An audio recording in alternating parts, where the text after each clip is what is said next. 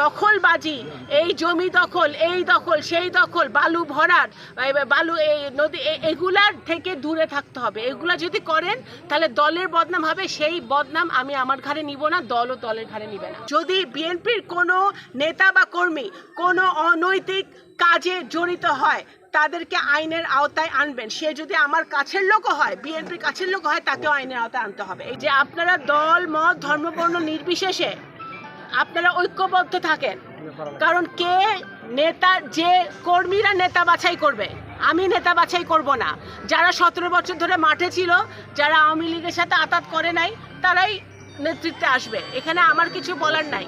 Union আছে, word আছে, যারা কর্মীরা চিনে, যারা মাঠে থাকে তারা চিনে যে 17 বছর ধরে তাদের পাশে কারা ছিল, সুতরাং তারাই বাইছা নিবে নেতৃত্ব।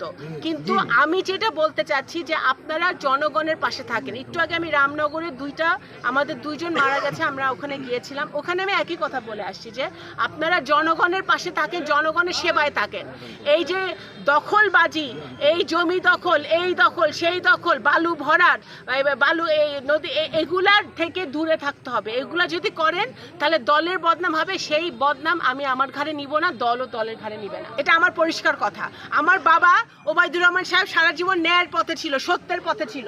অন্যায়কে সে কখনো প্রশ্রয় দেয় নাই, অন্যায়কে আমিও প্রশ্রয় দিব না।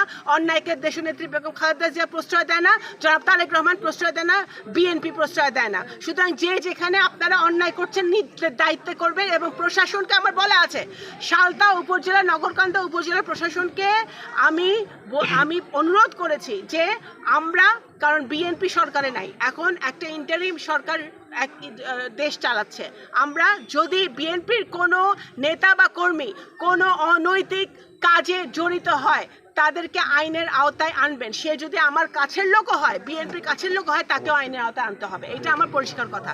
এই কথা মাথায় রেখে আপনারা দয়া করে কাজ করবেন। এর বাইরে যদি করেন তাহলে সেই দায় দায়িত্ব আপনাদের নিজেদের, সেই দায় দায়িত্ব আমি নিব না। আমি দলের একজন কর্মী, আমি সারা জীবন আপনাদের জন্য কাজ করে যাচ্ছি।